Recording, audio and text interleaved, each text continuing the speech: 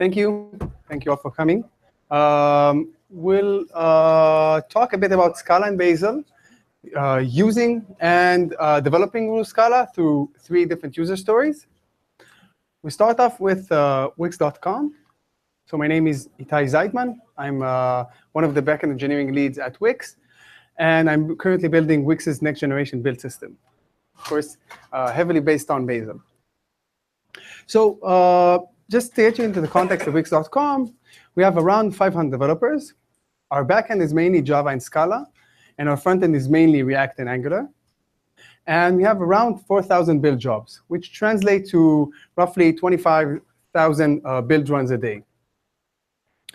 Now, our problem was we started out by frustrated developers with local build times. So we had a few repositories with medium to large size, a few hundred Maven modules, a few 100,000 lines of code, and ever-increasing build times. But we quickly realized that CI is much worse off. So we are using Bazel's paradigm in dependency at head, but using it with Maven and binary dependency and snapshot and TeamCity, and building a whole kind of tooling to try and stitch things together and try and keep it up at scale. And that's not a really good experience. So we very quickly understood that what we need is to see how this story evolves throughout the whole layers. Where are we now?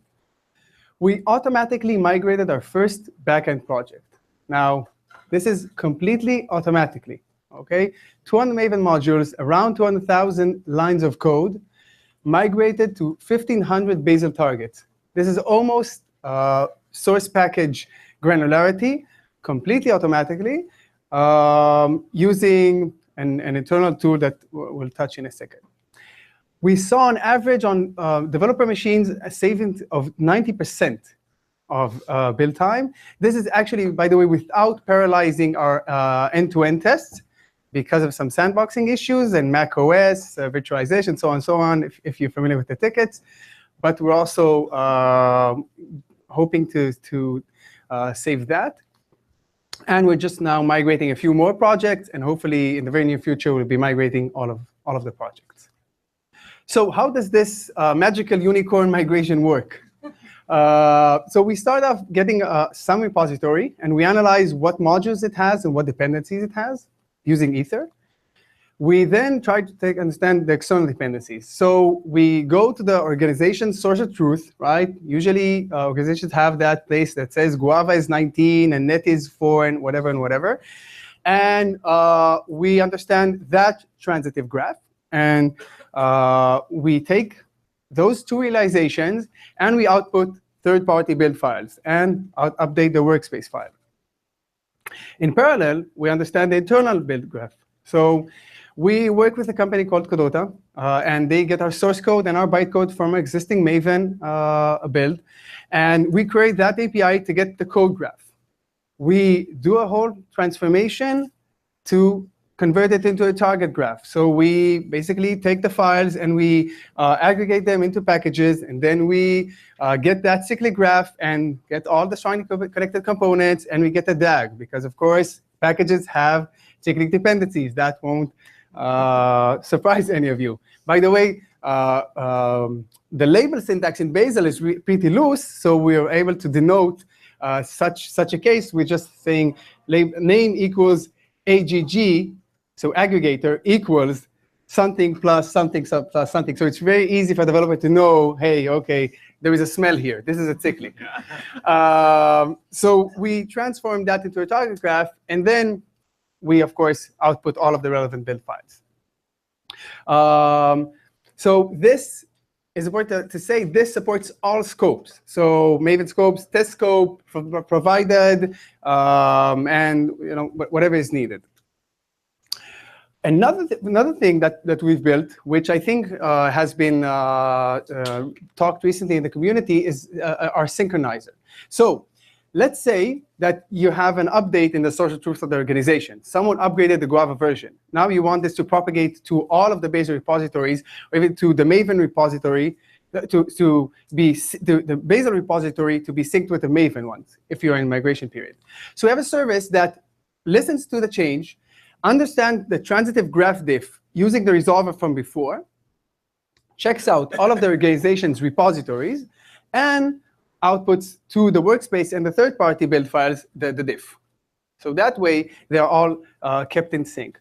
What we don't have now, and we will need to add, is a way to add overrides. Oh, I forgot to add actually that in the migration, the migrator has a lot of overrides capabilities, so that if you have false negatives or false positives about testing and so on, then users can tweak the migrator.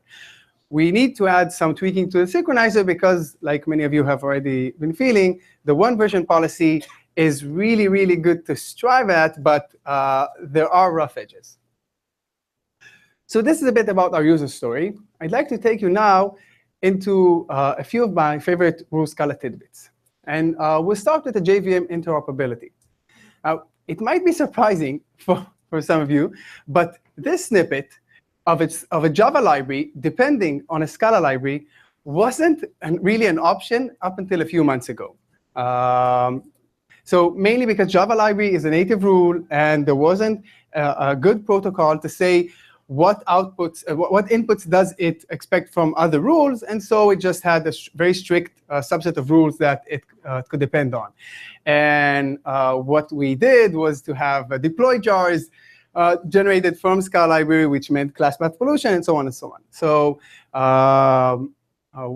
the main parts were, of course, providers, declared providers, and in this case, Java Common. And I really want to take this opportunity to give props to the Bazel team for identifying this gap, designing it, and iterating with us until we've closed the loop. So really, thank you very much.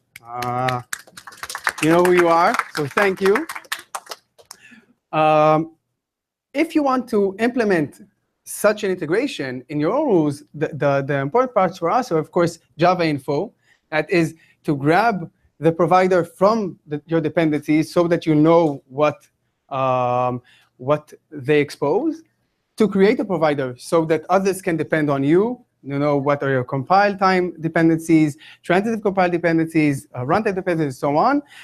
And also, might take advantage of Java Common Compile. This was very important for us, because for us at Wix, we have some packages that have cyclic dependency inside of them between the Java and the Scala sources, and that meant that we needed Scala library to be able to compile both Java and Scala. We used to do that just by spinning up Java-C, and that didn't respect Java toolchain and a whole kind of other things. So again, this is thanks to the Bazel team. We use Java Common Compile and are very, very happy with it. Next up, testing support. So we at Wix.com are really big fans of testing, and I'm glad to say that Uru Scala supports the big three libraries: Scala Test, JUnit, and Specs2 via JUnit. And we're thinking about adding support for Specs2 native also.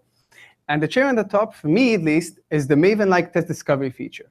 So if you can see, you can specify prefixes or suffixes on the target. And that will discover, like in Maven, all the classes. Note, not the files, but the classes, because in Scala you can have many classes in the same file, which end or begin with these prefixes. For us, this was a really big blocker, because we often have packages with, let's say, 10 files, but 15 classes. And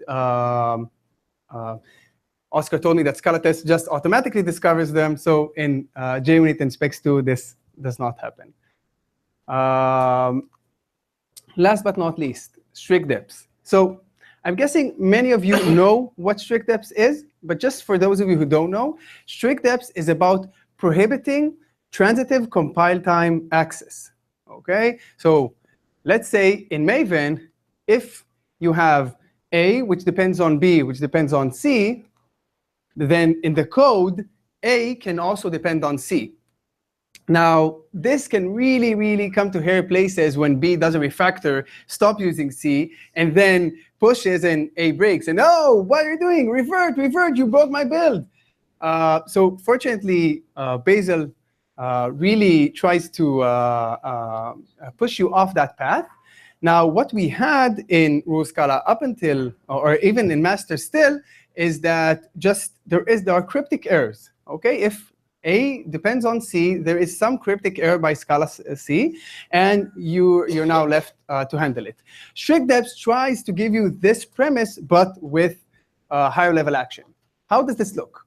So you specify minus strict depth equals error or warn.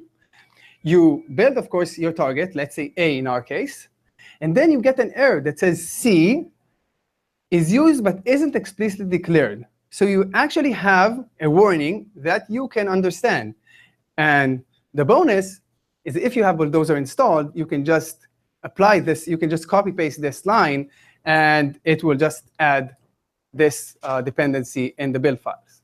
So, by the way, there is also an open ticket for Bazel Watcher, if you're familiar with it, iBazel, to automatically apply this. So parse those Bulldozer and just automatically apply those. So basically, in development mode, you can work with warn and have rapid feedback. And on CI, you can have error, and you can have that checked out. Now, getting this to work included quite a few details. We need to write a Scala compiler plugin. We needed to propagate the labels. So you see that it says that there is C as a label dependency, but this isn't part of Java Info. I hope to get it in Java Info soon, but we needed to collect those and pass them on as attributes. This is why, by the way, this won't work with a lot of the existing rules, but it does work with Scala rules and Scala import. So you get the, by the way, if you use the other rules, you would just get incoherent labels. It will still work, but the call to action will be less valuable. We need to propagate transitive compile jars, which did get into Java Info and saved us a lot of code. Expose strict depth flag to Skylark, and do the Bulldozer integration. So this, again, required a lot of iterations with the Bazel team, and they were really, really helpful, especially Irina. So thank you very much. And I'll give the stage to Ahir now. Thank you.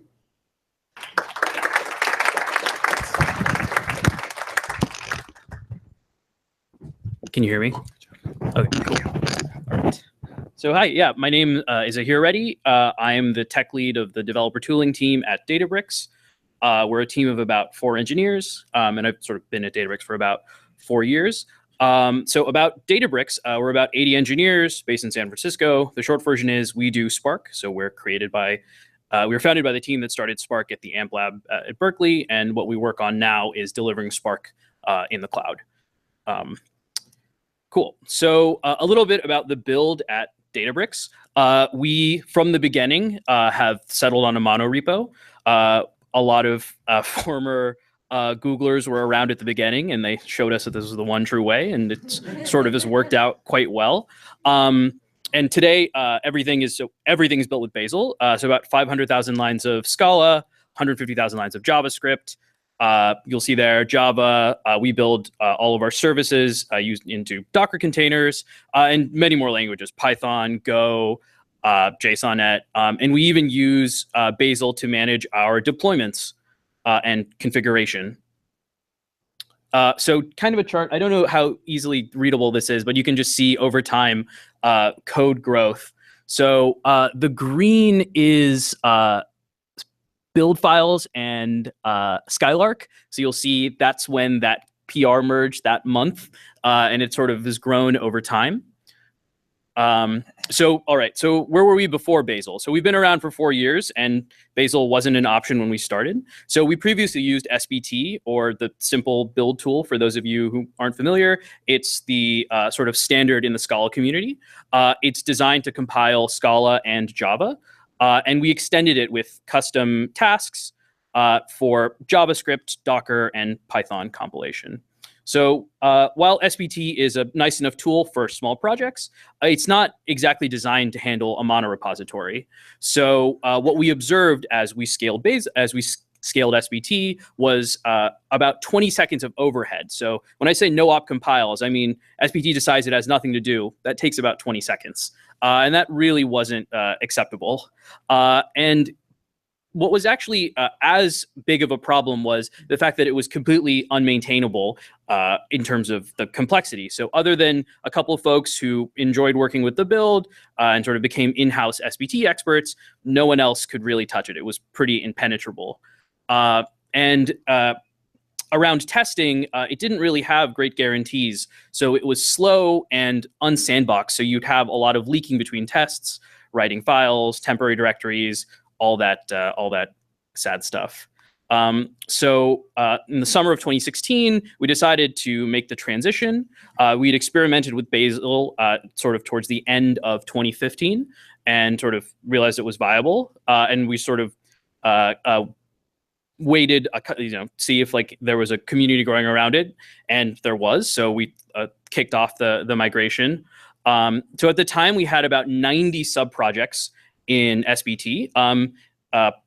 For some context, projects in SBT tend to be quite large because there's a high cost to adding a new one. So this amounted to about a roughly like 300,000 lines of Scala. And of that, 15,000 lines was just SBT build definition. So one thing we determined early on was that it was too large and too risky to convert this in a single pass.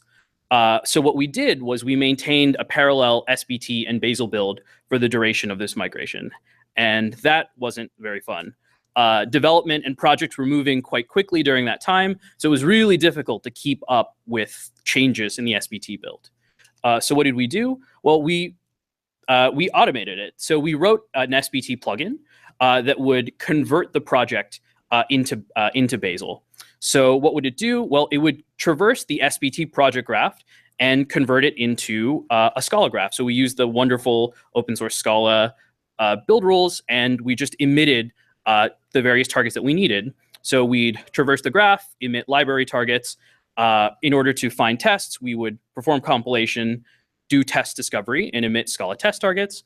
And we also had to handle Maven dependency resolution that SBT, like Maven, takes care of. So we had two modes for this. Initially, we would directly resolve dependencies and just check them in. Later on, we emitted a JSON representation of the Maven coordinates and built a tool to take that representation and convert it into a set of build files. So what did this let us do? We could maintain the parallel builds without too much overhead. We told people, hey, there's this new Bazel thing. Go ahead and try it. We think it'll give you a lot of speed up, and you'll get much better error messages. So when things didn't work, people would fall back to SBT. And over the course of the next 4 months, we incrementally added the features that we needed, squashed bugs in our Bazel build, and all while keeping SBT as the source of truth. And once we were very confident, we would remove one sub-project at a time. I think around this point, we had grown to about 110 sub-projects. And one at a time, we'd remove them until nothing was left. So one note, if people are interested in this SBT plugin, feel free to just reach out to me, or I'll just be hanging around after, and we'll open source it if there's interest. So that sort of brings us to today. What do we have now? We have about 900 Scala targets in Bazel. They actually they target multiple Scala versions, 2.10, 2.11, and 2.12. In some cases, there's the same set of code compiled across all of these versions. And we also have about 2,000 Scala test targets. And here, the sandboxing and parallel execution has greatly improved both the test speed and the stability of tests. So our CI has been much more green than before. And like I mentioned before, we now have a dependency management tool to take a set of Maven coordinates and map it into a graph of build files. So this way, we've sort of baked in or snapshot our dependencies and just check them in. So source control is the source of truth. There are no external dependencies at build time. And lastly, some recent work. We've developed a little bit of automated tooling to split up large projects. So one sort of artifact of the migration from SBT is we had very large individual projects, sometimes some projects are like 20 to 30,000 lines of code. These compile as one artifact. So when you're doing iterative development, a 30-second compile cycle isn't that pleasant. So we built a little bit of tooling to break down targets, describe them as a sort of graph of related classes, and wrote a module to consume that graph, run some bulldozer commands, and generate a bunch of small targets. So we could automatically-ish break up large projects into smaller ones. So to conclude, at Databricks, we love Bazel. We've been very happy with the migration. I think the key thing besides performance and stability is that it's gone a long way in democratizing our build. So many engineers feel comfortable writing their own rules and macros, in addition to being able to debug issues with the rules or with rules that they use today. And Bazel has provided us with a lot of other test benefits. Bazel's strong caching and isolation model has let us do things like selective test running. So it's very easy for us via Bazel query to do things like only run the set of tests that a patch, CL, pull request, whatever you call them, to only run the set of tests that they affect. This has greatly sped up test times and stability. So this is something that we think is pretty important in a monorepo. You probably don't want to run that guy's tests that are flaky and broken if your change doesn't affect it. And lastly, we've done a lot of work around integrating our build with Docker and Kubernetes. So from our perspective, configuration is just code with dependencies.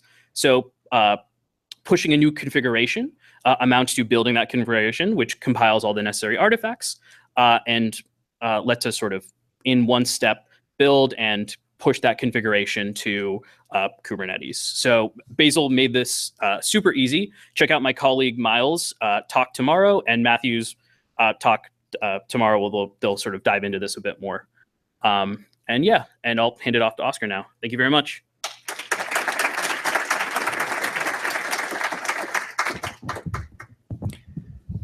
Hello. Okay. Let's see. I'm Oscar Boykin. I'm at Stripe. I'm an engineer on, unlike these guys here, they're pros. I'm just some kind of like, amateur in this whole like building software thing. I'm on the machine learning infrastructure team. We mostly work with Scala. We build infrastructure for serving and scoring and training machine learning models. And so, a little bit of what build looks like at Stripe. Ruby is, we mostly use 3 languages at Stripe, Ruby, Scala, and Go. Ruby's used for the front end, which Stripe, if you don't know what we do, we process payments. We make an API for people who want to process payments. So our front end is like not only just like UI, but also like the API front end of Stripe. Most of that is handled by Ruby. Scala and Java are used by pretty much like the whole data org. So I guess if like this is the Avi Bryant school of thought from Metzi, right? So like, anyways, jam as much Scala and JVM as you can when you're analyzing data. Pretty much that kind of got a toehold at Stripe. So that's kind of basically true. We don't do a monorepo at Stripe. We have a number of repos. Even in the data org, there's probably around 10 main repos. Most of those currently use Bazel now. Some of them still use SPT, which you heard about a little bit. Our largest Scala repo is about 200,000 lines of code. It's not a giant repo. It takes about 6 minutes now in Bazel for it to build in CI, which we're happy with. It's a considerable improvement over where it was with Maven. We also use Go. The Go folks do, if you're into Go, you're into like the one true way of doing things, and like the one true way, you got to do it is the monorepo. So the Go folks are into that. Like us Scala people, they don't fucking tell us what to do. If you don't want to do a monorepo, we're not going to do one, man.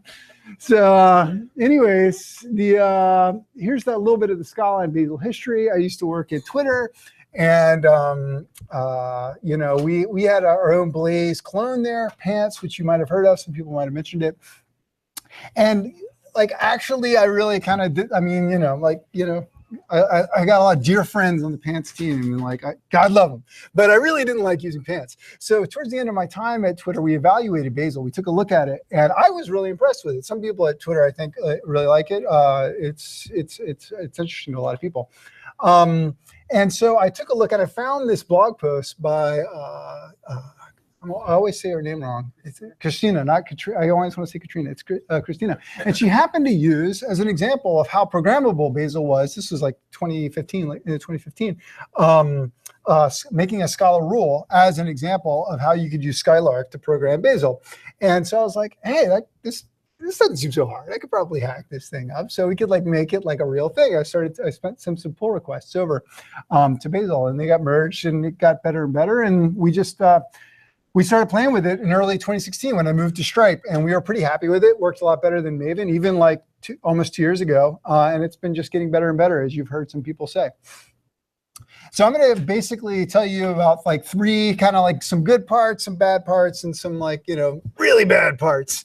So let's see. The good parts.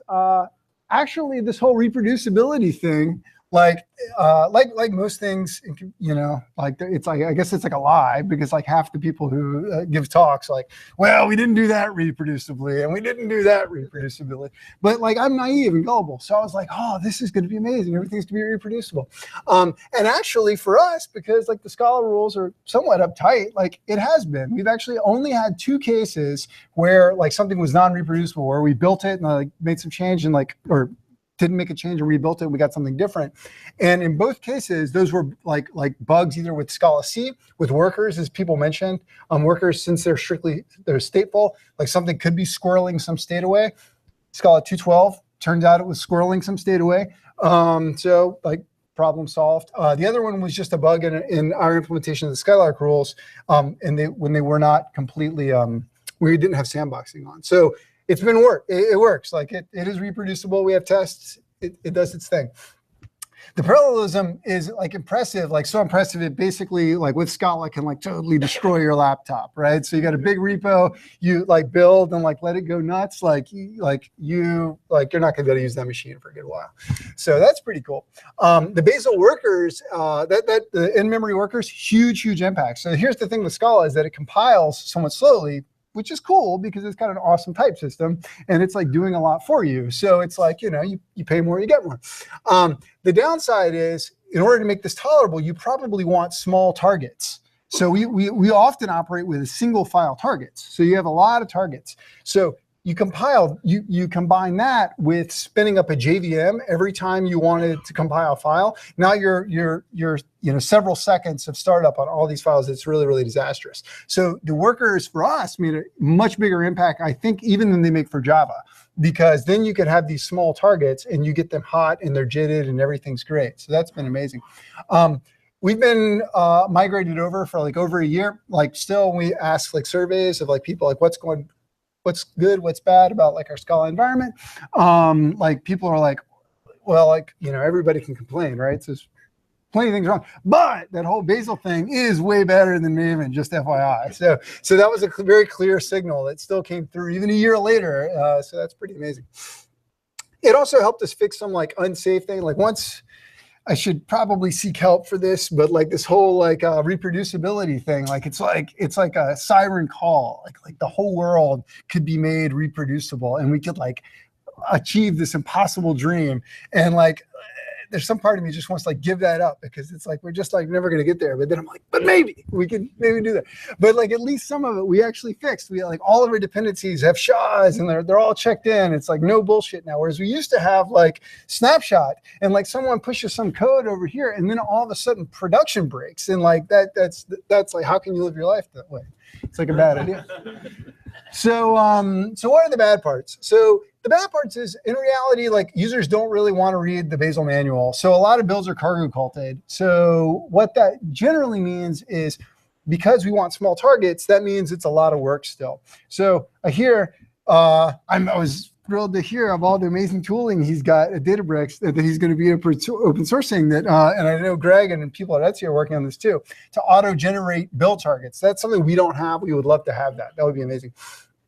The next thing is kind of very related to that. Since Scala is a slow compiler, to get good performance, we have to have really small targets. So that means, again, it's a lot of work. It's like you write your code twice. You define your imports in your file, and then you have to go and then write this manual thing over here. Of course, you don't have to do that if you just throw everything in a giant build target, and then the build performance goes to shit. But you're kind of incentivizing our users to do that because it's so manual. So that's not very good. The next thing that's painful for us, we haven't turned on what Wix has been working on with the strict dependencies.